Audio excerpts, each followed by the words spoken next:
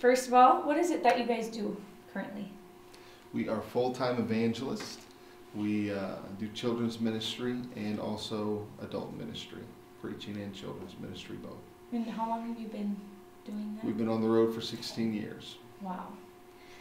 And right before we started the interview, you told me that your husband was director of evangelism that was before you were on the road? That was when we were, our first 10 years we served part-time, and then the last 6 years we've been totally full-time ministry.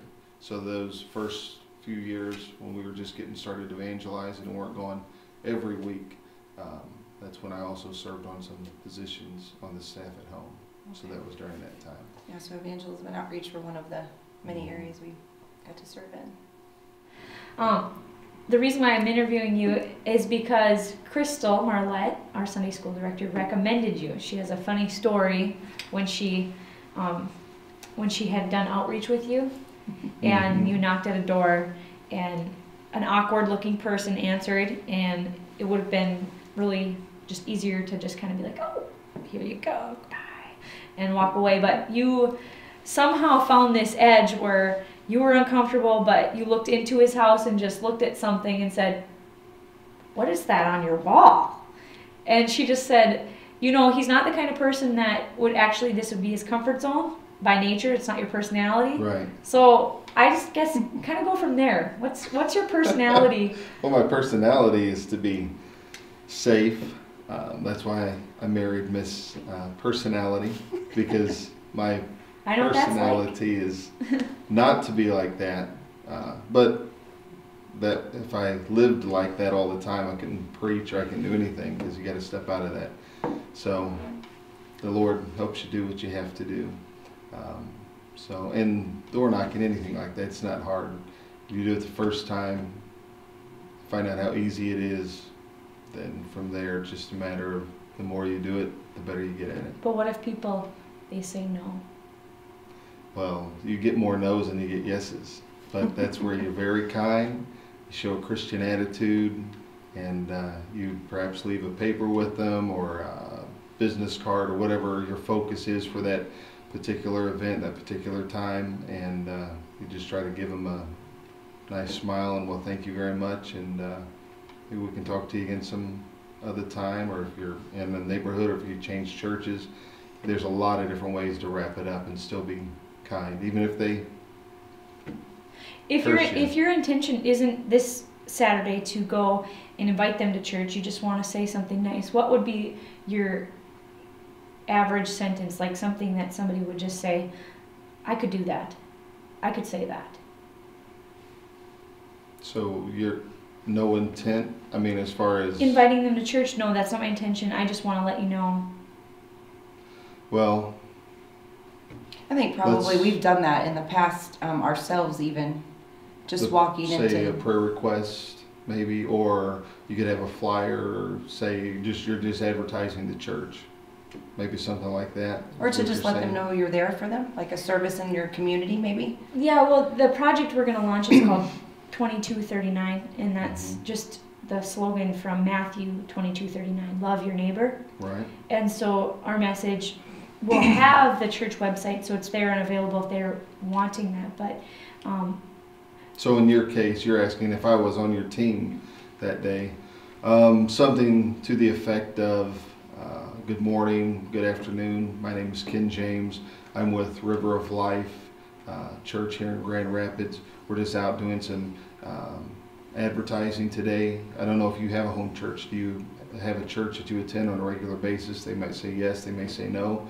If they say yes, I just say something to the effect of, well, thank you very much for your time. I know it's a Saturday, you probably got things you want to go do, but thank you for answering the door, and here's our business card, and here's a flyer, and if you were to change churches, you know, we'd love to have you come and visit us. If they don't have a church, then I would say, well, you know, we have service, say, at 10 o'clock or 10:30 on Sunday mornings. We have transportation available.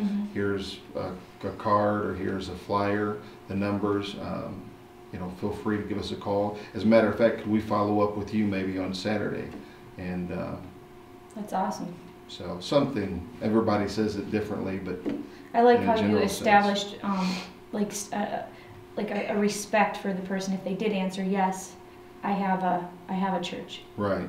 I Yeah, I like mean, definitely, you don't want to beat someone over the head and try to change their mind right then. You respect what they already have, and hopefully, you don't know what tomorrow might bring in their life, and they may decide to change, or they, might just get tired of that church for whatever reason, and they have a card or a flyer hanging on the refrigerator door. Exactly. And hey, you know what? That They was a really remember nice that, guy, and People remember the churches that take the effort, I think, to come and knock on their door. right. I know we've had several people come to our door, and we don't just shut the door in their face No. and say, well, we're already ministers, or we go to this church. I appreciate the fact that they're taking the time, that they care about their community, and I think that's what door knocking says. It doesn't matter how much you say, how well you say it, what you give them or what you don't give them. It's the fact that you're showing your community, we care enough about you that we're taking the time. We're not just trying to get numbers. We're not just trying to get you to come. We want you to know as an assembly, as a organization, we care about you, and we're here for whatever you might Right. need. I like the positive spin you're putting on that, because there is a negative. And what would you say against the negative spin on door knocking? Because we do have certain things we think of when we hear of door knocking. There's only a few groups who maybe consistently door knock. And how am I going to help the people that are involved in outreach ministry not feel like they're going to be associated with that? Let's take off that negative spin from. Does that make sense? Right, right. Got So it. to take the negative spin off, definitely would need to be something you see as a burden. Actually, you would need to feel it as a burden, more so than as Obligation. as an obligation.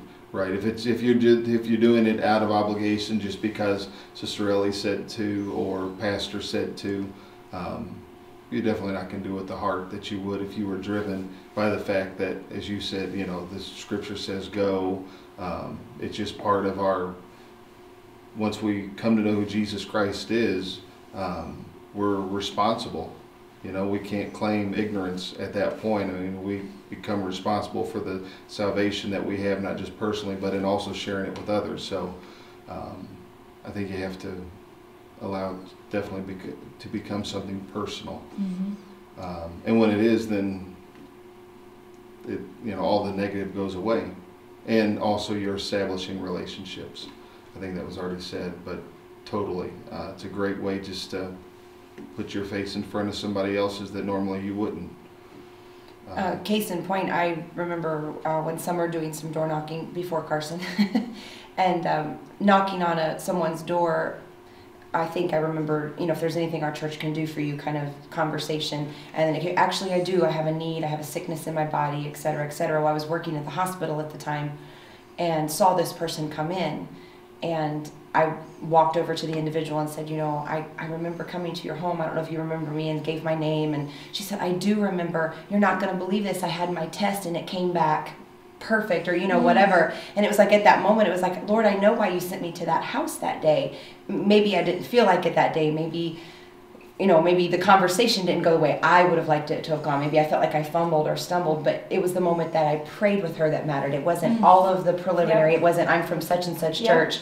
Here's 1,000 gift certificates I'm going to give you, bribe you to come to my church. It wasn't about that. It was the moment that I had interaction with her in prayer that stuck. And then seeing her in my place of work, I didn't know she was going to be having a test on the day I would be out in the lounge, and there she was. And it was like, at that moment I said, okay, God, I know why I was out that day. It was to meet that woman, to be able to follow up. And then, then you see them throughout the community in days and weeks later, and there's a friendship forged, there's a relationship that begins to happen, and suddenly it all comes together, the reason why we do this. That's awesome. We're reminded again and again. Yep. Have you ever had someone completely slam the door in your face or start yelling, even maybe cussing, when you're like, get off my property? Have you ever had that happen? I have, several times, yeah. Ooh. That's when you quit? A lot, Give up? a lot of times at home in Hannibal, our outreach is on Saturdays from 10 to 12. So a lot of times Saturday's a sleep-in day for folks too. And so every once in a while, probably not more than, I could count them all on one hand, but I've had a few where you're knocking on the door and you're waiting, and you knock on the door. And usually I don't knock more than twice if I don't hear anything. But about that second go around, all of a sudden somebody's on the other side of the door hollering and cursing and saying, "Get out of here," and all this. And so, you know, nice, but loud enough for them to hear me over what they're saying. You know, I say, "Hey, sorry to disturb you. You have a blessed day." And I usually don't leave any information at that point either. I just go ahead and go. If they don't want to open the door, they don't want your business card. Because you don't want, I mean, of course, you weren't leaving it to bother them, but, you know, they could say just the otherwise. Mm-hmm. I think the important thing is to always just be respectful of their space. And you're their out time. there to show Christ, so it doesn't matter how bad it how bad the reaction is. Yeah. You just got to smile and love them anyhow. And even when you have bad reactions, you have good reactions. Exactly. Do you have any stories you can share about? We've had several times through the years that we've been able to pray with people. You know, you think sometimes, well, you know, you're going to strangers' doors, you're knocking. How are they going to receive you? It's true. Not everybody invites you in the house, but you do have some folks still today that are truly, honestly, sincerely seeking, or they're just open to conversation with somebody. And you might get into a home, next thing you know, wow, we just spent 10 minutes just standing there at the door and just talking to them. And again, you're beginning a friendship, you're beginning a relationship there that otherwise you would never have been able to do through, you know, because you're not going to meet them on the job necessarily. You're not going to talk to them in Walmart. And we've had folks where their kids were sick, and again, it's, you don't have to go and begin to speak in tongues and travail and all that, but you just, hey, could I, you know, let's hold hands here, let's just pray together and pray a 30-second sincere prayer for their family member or their situation. And again, you know, I don't know how many times that folks have looked up from that prayer and, you know, there's tears in their eyes and a sincere thank you, you know, we really appreciate that. And then what we always do is try to follow up. If we, you know, knocked on 519 East Street and we, you know, weren't expecting anything necessarily, but we walk out of there after having prayed for them, well, we write down 519 East Street. That's good. And go back a week or two later and just, hey, you know, I was in the area, you know, we prayed with you, how's that need, you know. And again, it's forming relationships, it's building there, and they're like, wow, you would think enough to come back and check on us. And so those little things mean so much, especially in today's world. That's awesome. I'm going to be honest, my one apprehension is I'm so terrible with names. And so if people run up to me, I have it all the time. In Cole's school, we got kids who ride the bus, and they'll maybe came 1 or 2 times, and they come running up to me. You're my Sunday school teacher, and I just want to be like, yes, Johnny. But I don't know what to do. So maybe actually somebody might even have a fear that they're not going to have the right words or the right name on that follow-up. Then what? What would you say? You're speaking in regards to follow-up? Yes. Second time around, seeing them right. again. Well, if you prayed with that person, or if you had some sort of connection beyond just knocking on the door saying, here's a flyer, here's a card, you want to make sure that you ask, you know.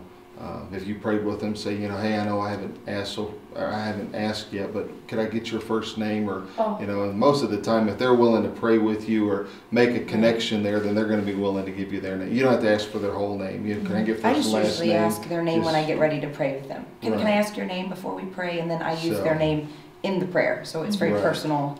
And then what happens if you see them in Walmart and you don't remember your name because you don't have your cheat card? Yes. Yeah, that happens. Yeah. Well, then you just, I can't remember your name, or honesty is always the best policy. I think sometimes I've tried to be, I mean, my personality by nature is very social, so if I can't remember someone's name, I'm kicking myself down the aisle the whole way. But when I get up to them, it's the smile, it's the way that you greet them. They don't care that you don't remember. I remember you. Or maybe something, oh, we came by your house the other day. It was so good to meet you. And I'm Amber. And then a lot of times it's, oh, right, and I'm Cheryl. Or, oh, yes, and you kind of lead them into maybe telling you without, I always forget. They're saying, thinking the same thing. Yeah. I can't remember their name. Yeah. And if you tell them, that's great. That's what I'm going to do from now on. I'm Ellia. I didn't forget mine. Ellia. And Ken. Okay, good. Yeah, just lead them into it. That's Yep. that's perfect. That's They'll walk Very into true. it for you, and you don't have to stumble and feel like a You're buffoon. my best friend. Can I have your number after this? Exchange numbers. Call her and ask for tips. Yeah. Well, thank you guys so much for taking time out of this weekend. I mean, we have jam-packed your weekend. You have no room to That's do all anything right. but what we want for you. So No. I'm very appreciative. It was our pleasure. Well, We thank appreciate you it. for Thank you. asking. Yes.